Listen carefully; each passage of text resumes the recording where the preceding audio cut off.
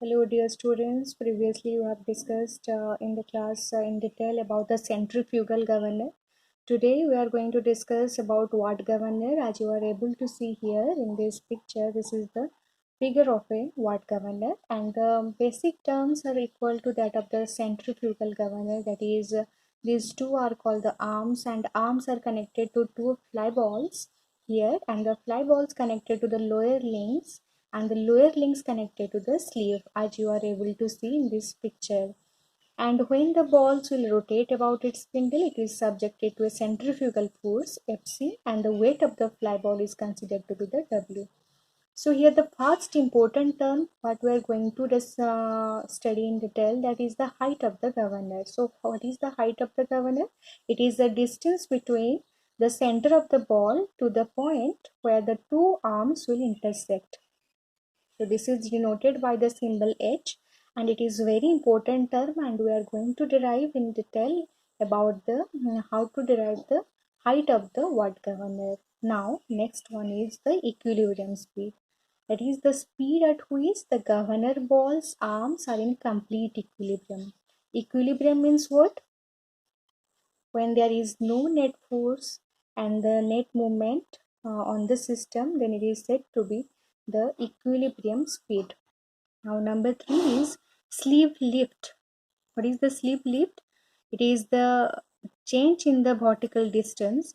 It is the change in the vertical distance when there is a change in equilibrium speed. So you can see here all the definitions.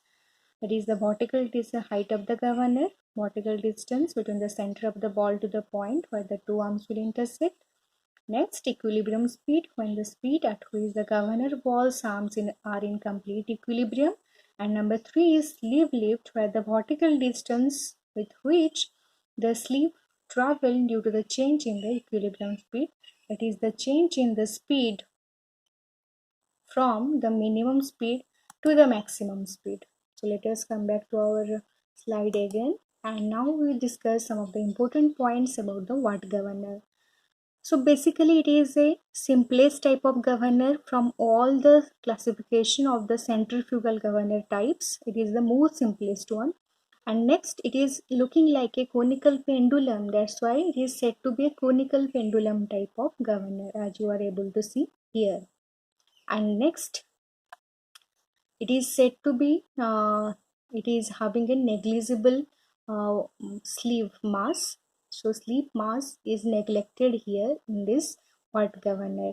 And most important one is its arm connection. The arm can be connected in three ways. As you are able to see in this picture, there are three figures A, B and C.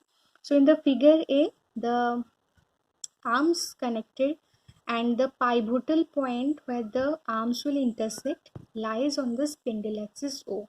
So they, P and O, will lie on the same axis. And in the next figure, the pivotal point P is some distance away from the point O, that is offset from the point O. And in the figure C, the pivotal point P is some distance away from O, and it is crossing the spindle axis point. So these three types of arrangement can be done in a watt governor. Now next slide, assumptions. So for a derivation of the watt governor, height of the governor in a watt governor, we are going to assume something, some important points. First point is weight of the arms, links and the sleeve are negligible as compared to the weight of the ball.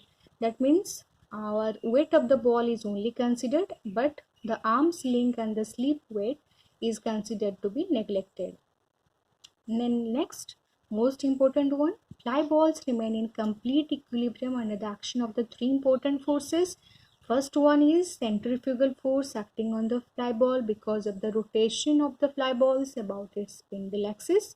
Number 2 is the tensile force on the arm, and number 3 is weight of the balls.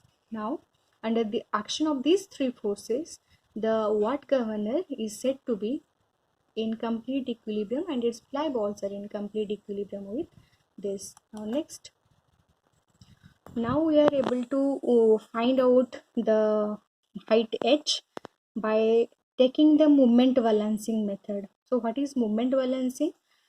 because we know that centrifugal force and weight are the two important forces uh, acting on the system. That's why we balance the force here.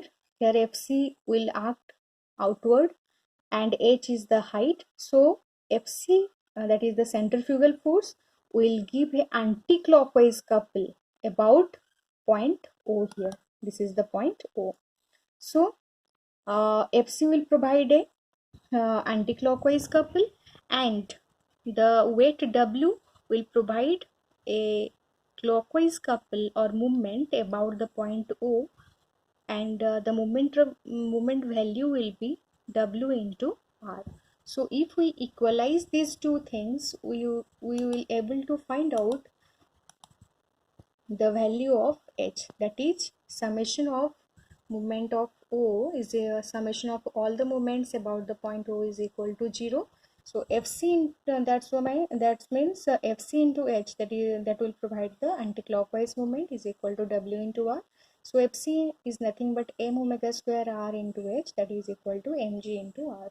So R cancel out and H is equal to g by omega square, and omega is nothing but 2 pi n by 60 whole square. So when you solve all these things, 60 by 2 pi square into 9.81, it will provide you 895. So H will be equal to 895 by n square, or n square is equal to 895 by H, where n is in RPM and H is in meter. So in this way you can find out either height of the governor or speed of the RPM. So in this way you are able to find out the height of the governor by deriving this height of the governor by moment balancing method. There is another method we will discuss in the next lesson. Thank you.